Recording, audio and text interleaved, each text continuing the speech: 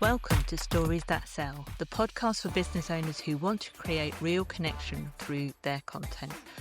I'm your host, Naomi Rose, and each week I will be speaking with an incredible person talking about their stories from behind the business.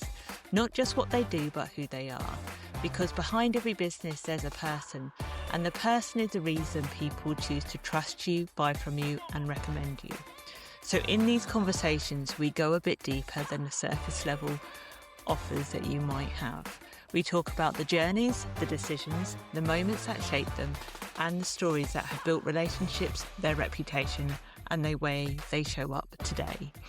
Connection builds relationships, relationships build reputation, and that's what leads to referrals and real business growth.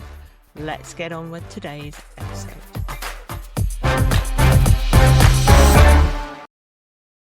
Lucy Shrimpton is an award-winning entrepreneur, speaker, and writer helping high-performing business owners unlock their next level of growth with a path in life and business that has been anything but traditional. Shaped early on by her mum's belief that anything is possible and the sudden loss of her dad in 1999, Lucy grew up with a very understanding that life was for living. She left her all-girls school at age 14 and spent her early years working as a TV extra, modelling and performing in tribute acts for artists like Girls Aloud. It's not your typical starting point for someone who would go on to build multiple businesses, but it says a lot about how she operates, figures things out by doing rather than following a set path. Her work began in real life. After becoming a mum of two, she experienced intense sleep deprivation, the kind that impacts on everything. That led her to study sleep, behaviour and well-being and built the Sleep Nanny, which grew from one-to-one support into a global franchise. But what stands out about Lucy is how her work has evolved. Her curiosity has always gone deeper into human behaviour, performance psychology, the nervous system, and how all of that shapes the way we live and work. Today, through Born to be Brilliant, she works with high-performing business owners to understand what it actually means to win without costing their health, relationships, or stability. What makes her work stand out and is different is that she doesn't separate business from person behind it. It looks at the whole picture of how you think, live, and operate. As Lucy says, there are always ways. Just because something is how it's normally done doesn't mean it has to be that way. Lucy, welcome to Stories That Sell. Oh, Naomi, thank you so much for having me on. I mean, when I was doing the prep for this interview, honestly, your career and what you've done in life is just absolutely immense. I could literally sit here and ask you about 300 questions, but we don't have time for that today. But I just love that attitude of, I'm just going to get on and do stuff and do what I love. I think that is just such a massive ethos when it comes to being a business owner. What do you think actually was driving that? You know, following your passion, having that kind of mindset to be able to go, I can just do it. It's a really good question. And it's actually really interesting hearing that back, just hearing you reflect back to me that kind of journey, because you forget when you're in it and you're living it. It's like, oh gosh, yeah, I've done that. And that's, yeah, I'm older than I realize. I think I'm still like 25 or something. So yeah, I think the thing, I do think there was or is an element of my personality that is tenacious, like very, if you can see it, it can be brought into reality. Like I think that is just in my core, but I think it was reinforced by things early in life where the seemingly impossible or different or extraordinary, good or bad, happened. And so I remember even in my late teens, early 20s, acknowledging the fact that I had already at that point, I could have described my life as having some high highs and low lows and not being mundane by any stretch. Like, so things that would, maybe infuriate or tip somebody over the edge that had never really experienced anything particularly phenomenal or particularly devastating, could be quite a minor thing. And I'd be like, well, I know anything about that. But then I was like, oh, it's all relative because they haven't really got any experience that's comparable. And I remember thinking this like very early on, and I thought, oh yeah, okay, yeah, and never in a woe is me way, but I was like, I can really balance out that some of the really hard, tough stuff I've experienced and some of the really extraordinary, unusual, brilliant things that don't happen to everyone. And it's like, oh, And I think I just sort of took that on board early on. But with that, there was that reinforcement of, yeah, anything is possible. Sometimes you don't ask for it. And sometimes you go out there and you keep going and say, I'm going to make it happen, even when somebody says no. And I think you do that enough times, and and it's not always the right thing either. I do know there's, here's one story of where I was so determined to bring a business to life that despite the fact that I didn't really have a good plan, and the bank didn't want to give me the money for free, but they would with a personal guarantee. So I was like, well, I'm going to do it anyway, with or without your help. I was just really determined, and I did. And it wasn't the best idea in the end. It could have been, but I got bored after 5 seconds, so it wasn't the best idea. But the point being, I saw that I felt like, oh, you can do just by finding a way. And yeah, so little evidence bits early on, I think, just reinforced that within me. I really love that. And actually, what's really interesting is the way that you kind of describing the fact that you went to the bank and they still said no. I had a very similar experience. But usually with a lot of people, it's their money mindset that will then go, right, I can't do it then. But Yeah, actually that money wasn't your barrier ever. It didn't seem to be, there was always a solution to find money or do something, yeah. which is I didn't have the unusual. money. I was like 23, I think, at this point. I just had a vision. All I had was a vision. I'd found a unit in a shopping centre where I could bring this vision to life. I'd costed that up. I had the vision, didn't have the money. And this was back when you could, in quite a lot of circumstances, you could get a loan against a limited company, and the limited company is liable. So I was hopeful that, if it all went wrong, I wouldn't be liable because it was a limited company. But the bank was savvy to that, and they were like, "We're not taking the risk here." And when I said, "Oh, okay, fine, it's fine. I'll find it somewhere else," they were like, okay, well, we will give it to you if you personally guarantee it. And I did have a property very young, so I felt like, yeah, I can personally guarantee this. I have got backup. So, Yeah. yeah, I went Yeah. for it. But you learn, don't you? I think I went through the school of life, and I think you can't learn this stuff in a classroom. You can't learn this in a business degree. You go out there and do it. Yeah, I'm a big believer in, and I will admit I've taken a lot of exams, particularly in the music world. Like I've done a lot, but I would say you don't need the qualifications to prove that you can do something, and I'm a big believer of that. And I think your ethos very much aligns with that. I Yeah. want to touch on like getting into the world of performing at quite like Yeah. in a young age because I'm obviously a performer, and that really resonates with me. What do you think, kind of going into that? What can often be a really challenging industry at that age. What do you think that taught you, and what challenges did you face and overcome through that?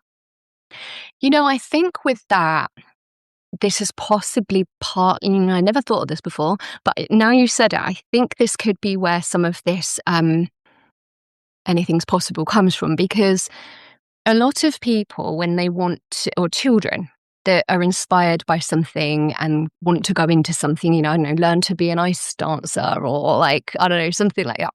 They'll think, right, well, where do I go? I need to get lessons. I need to learn how. And in the performing world, as you know, like usually it entails auditions, and auditions where somebody then has to select you and say yes, and you're chosen, and so on.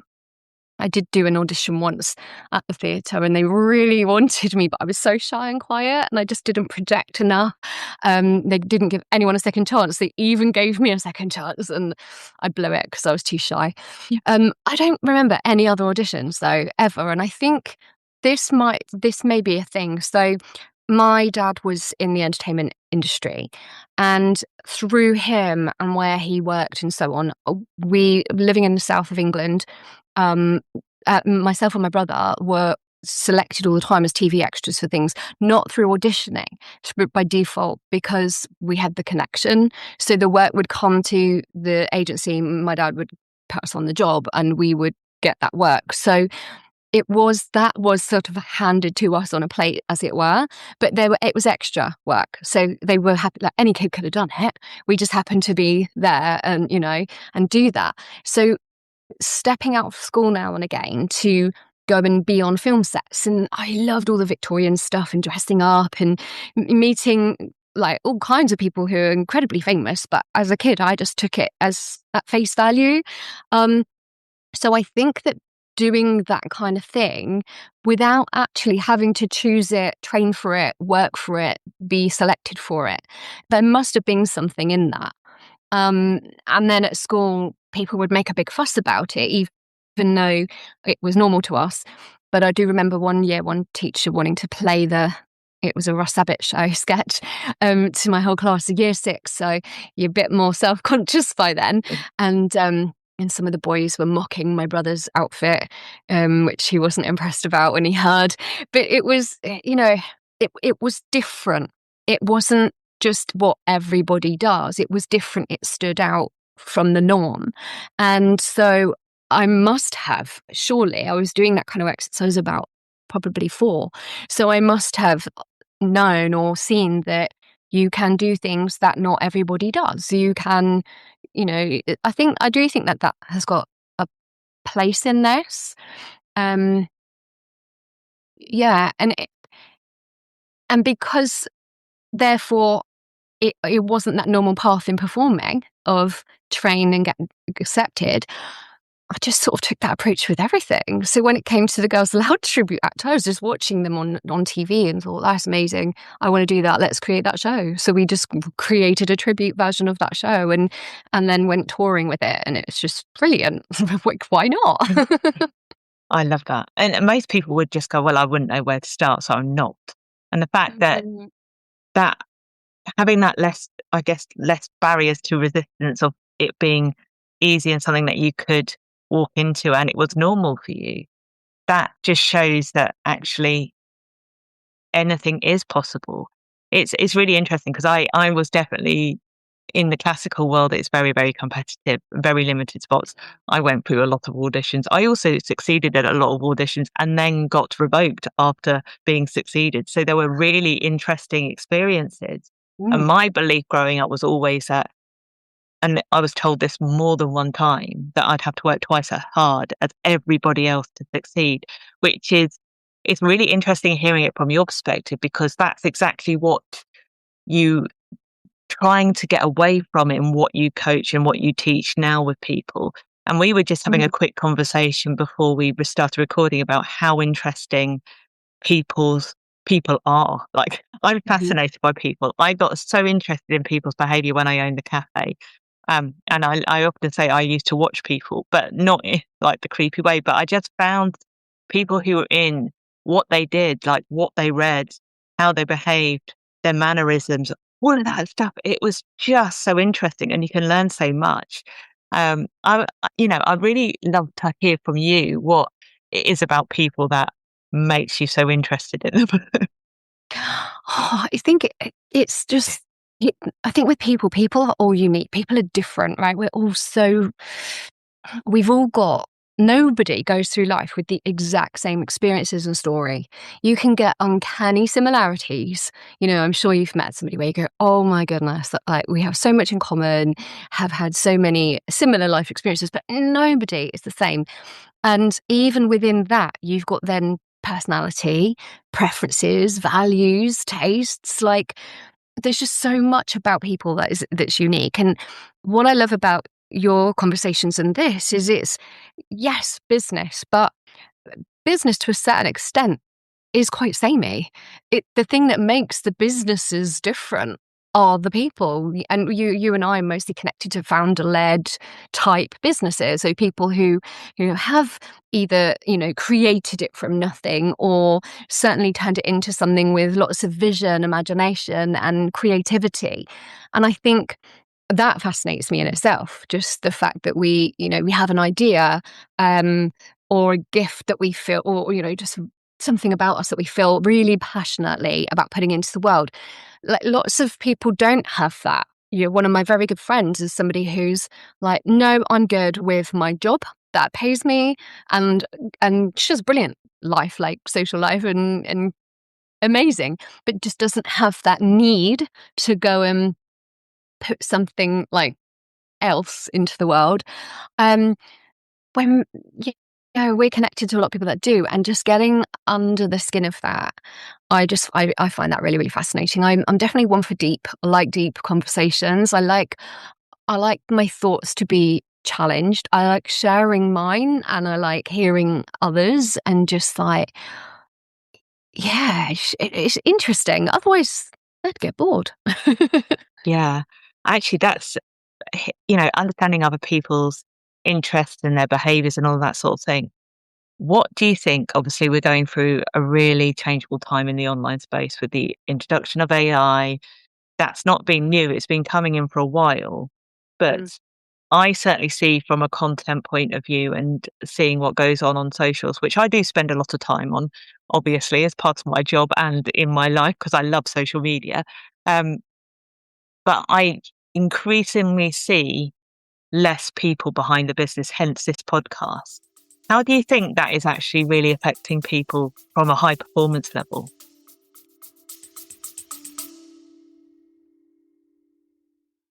Just taking a very short break to tell you about something I've got that I absolutely love and think you will love too.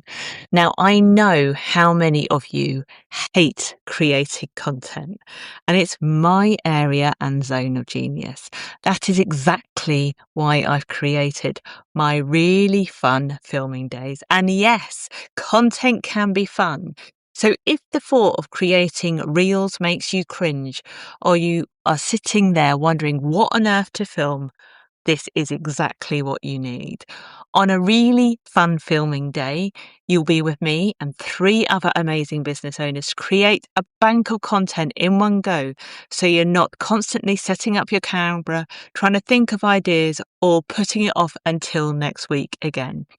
In just 3 hours, you'll leave with over 60 reels and 30 photos that can be used over the next 3 months and reused and repurposed however you want.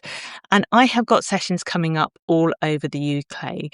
To find out more, check out the link in the show notes, or just drop me a message with the word fun and I'll send you the details.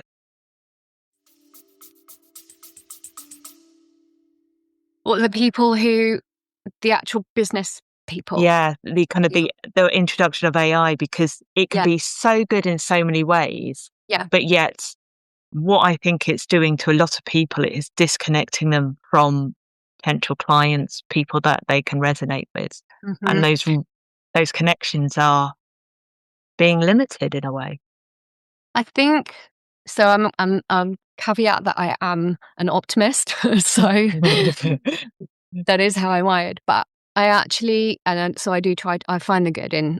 I will find the good in everything, right? But the good I see in this is it's going to. Well, one thing is it will separate the men from the boys. There will be businesses that do fall by the wayside because they're flimsy. They've been riding on a bit of a gravy train from maybe the pandemic years, and just there's certain things that would have worked with relative ease that won't now. So those that stick around are going to need to work harder. Um, but I also think that because everything is so cyclical, I just see, I was in business in the early 2000s, and I think like right back from when I was 18 even, so 99 to like early 2000s, and just knowing how business was then, remembering the days pre-Facebook, and then one of the businesses that I still have now was Facebook, but nothing else. There were no other platforms. Just knowing how things worked and how we worked then, like how I worked to get seen and known and heard. I've never let go of that. I definitely saw it was different for a number of years, but I feel like it's just sort of, it's reverting back in some ways, but with an added layer. It will never go back completely because we have the technology. So I think what we're heading into is a time where people who like prefer to be faceless won't be able to be. They may then do AI twin and clone themselves and present themselves in that way. If that helps them get seen, great, fine. But it won't be enough. You'll still need to get either in person, in the real world, in the flesh, in the proximity of real people, and or things like we're doing now. So I know people will listen to this on an audio, but you're getting, it's really us, real conversations, events, retreats, and I think also lives. So with, you'll know with content, but live, real face to cam, the stuff that you can't copy, that only a human can do with all the mistakes and all the realness. And that's what's gonna, you'll need to pepper that in. So I say and, not or. Like, I don't think we need to be boycotting the advancements that we're seeing with technology. I think we just need to select what works for us, use it to our advantage, but make sure we're peppering in real as well. And but that does take hard work. It's all work. I think if we go completely old school and try to stay entirely real world, we might struggle because we may be missed over. But if we can balance it and have some of both, I think that's where we're heading. Yeah, I like that.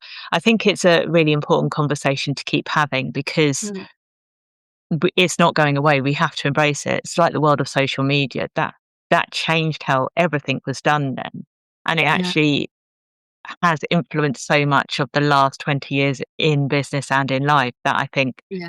you can't avoid these things. But I do love the fact that there is some retro things coming back into the world. I always say we grow up in the era where we actually had to wind down a window in the car. That's the kind of Yes. stuff you can't get away from. Instead, now it's like, where do I find the button? I don't know how to do this. I've got to do some sort of voice activation. Um, I want to actually just kind of lead on from that to talk a bit about high performance, Yeah. because this is a word that gets bounded around quite a lot, particularly in the entrepreneurial space.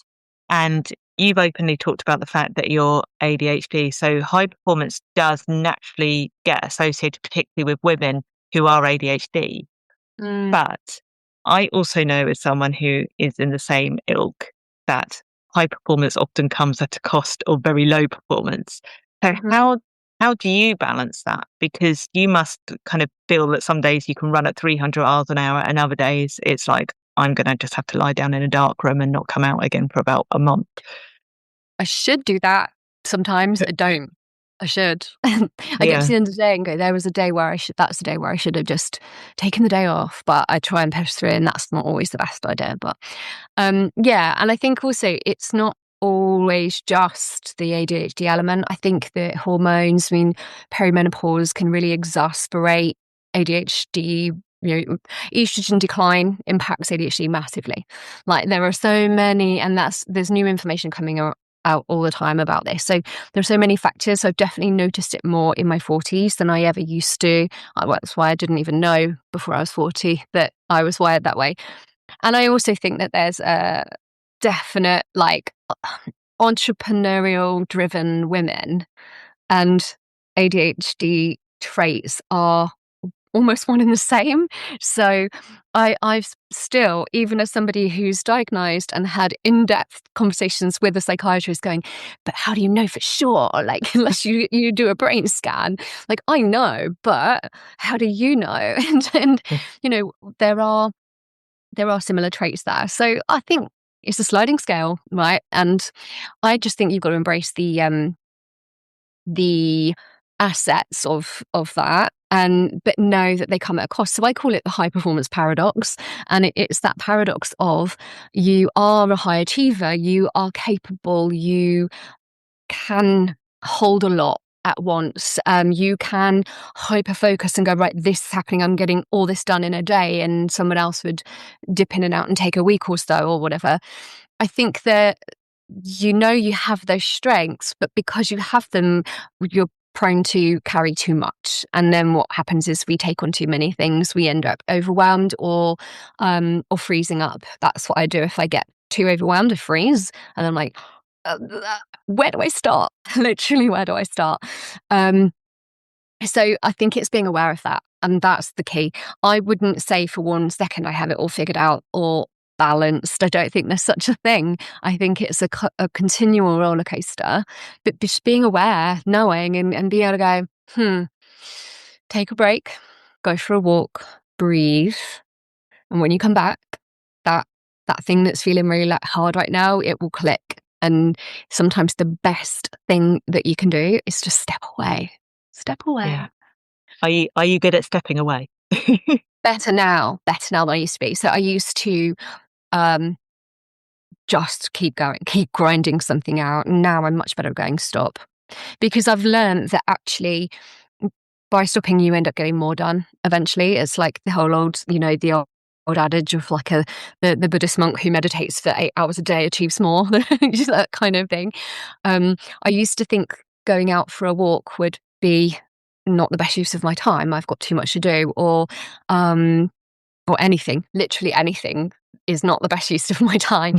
And I've now learned that that's absolutely not the case. So some of the clearest thinking comes when you step away, and you think, you get so caught up in must get this done and cover all these things. Actually, yeah, it's okay to lean into the superpower sometimes. Like I was hyper focused on something yesterday evening, and I knew it was easier to do that job. It was like a 4-part thing, and it was easier to do that in one sitting than it was to do one and go, I'll do another one tomorrow. That you break flow. So I knew that I'd actually achieve more by just keep going, get this finished, but then it's done, and and then I'll replenish myself like in a. So I think, yeah, awareness is the secret for sure. Yeah. I'd really love to know your thoughts on this, because I get like that. I get into flow and then I get caught up on something, like I'll get distracted and I'll sit at my computer until 10 o'clock at night and I'll get some really great work done. I am totally Yeah. happy with that. But there's this part of me that feels guilty that I haven't actually addressed the other people in my life in that day. So how do you balance that kind of feeling of I need to serve other people versus this is what I need to do for my business right now? That's difficult. I think it's about knowing who and how the people around you operate, and communication. So like making sure, I don't know about you, but I know that I'll be the one who will be more worried about that than them. So I'll be beating myself up for not giving anyone else enough attention, but they're actually like, it's fine. They're not bothered. You carry on. But it is about it is communication and knowing. And I do. So as we're recording this, we're in a school holiday, although I think my kids are always in a school holiday. It seems to be one every 5 minutes. um I've always, since they were tiny, my business has always worked around them. I set it up that way, and I really treasure that, and I know that it won't be long now before that's all done and they won't care. But I like that, and I'm probably more precious about that than them. I'm precious about doing the school runs and being around. Now, I will sprinkle in work and I will find time and I'll fit things in, but then I'll do things like, okay, I'm going to keep that day clear and we're going to go and do this thing together. And we'll have a load of fun. Last week we went to a theme park and taken my daughter shopping in London, and one day this week, but I'll ring fence some time, especially, and then I'm all in. But then other days I'm going, right, I've got some work to do today. Can I get a lift somewhere? Yeah, I can take you at that point. I'll pause, I'll do that. Then I'm like, right, I need to get back because I've got some more work I need to do. So I actually see that I feel really grateful that I get to work that way rather than feel like it's a burden. Um, but then even pre-children, I do remember being in Palm Springs with my husband, and a previous business that we owned was just really taking off, and we had a client that was rolling out business all like in multi venues, and we were like, this is amazing, but there was a lot happening, and it was an agency model, and we had people working for us. And I remember lying in my on my sun lounger in like 90-degree heat, and I was going, oh, it's so annoying, this person's saying they can't be at this place and I've got to sort this out. And I was getting frustrated, and he went, and you're doing that from a sun lounger in this beautiful setting. And I just went, oh yeah, That's a really good point. And ever since then, literally, and here I am remembering it now, because ever since then, I've always seen it that way. Like, rather than it being a pain, it's like, I get to do that. That's great. So in answer to your question, how do you manage the other people? Like, I think it is about talking to them, seeing what they need and what they expect, and then factoring in that time as well so that you can go, it's okay. I can go all in here, then I'm going to go all in with them. I love that. I'm going to take a complete sideways tangent just before we come to wrapping up. I want to know, what is your absolute favourite song to sing? Ooh, oh my gosh. I should just have one like that. Mm. There's a few. Go on, give Favourite me to your dream sing. list. Give me your car playlist that you would sing along to. I could give you a top few. Doesn't mean I'm good at them. So, like, for instance, one song I really can't not love "Let It Go" from Frozen, because it's just so like empowering.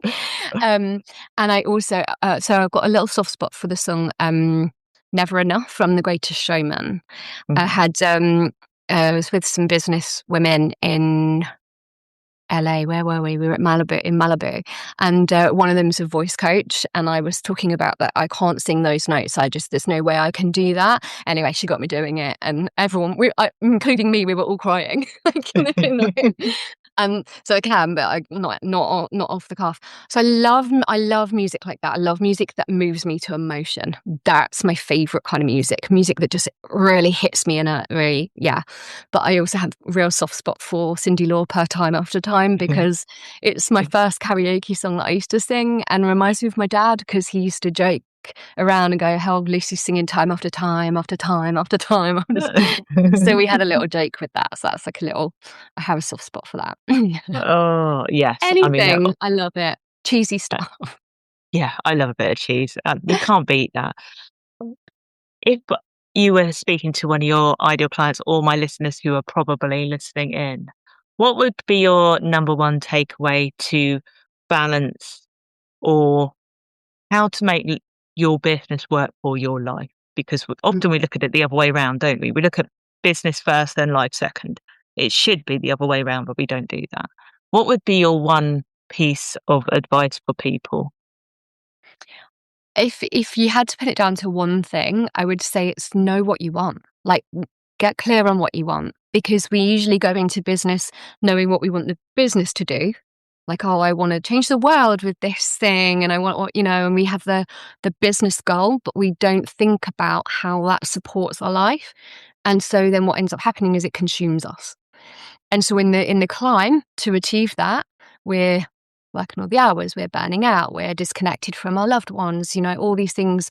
And suddenly you go, wait, now I've made it, and this is all wonderful, but I'm jet setting off here, there, and everywhere. And actually, this isn't the life I wanted. Like, this, what have I built? So I think it's check in with yourself regularly with, what do I actually want? And I know you and I know people who have scaled very big businesses and then stopped, looked around and gone, don't want this actually. I was happier when it was smaller, and it gave me enough. And know what is enough. Know what enough is. What's your enough? Not someone else's, not some big fancy number, just what's enough. Yeah, amazing advice. Lucy, it's been an absolute joy. Where can people find you? Best place to find me is Instagram. I am Lucy Shrimpton, all one word.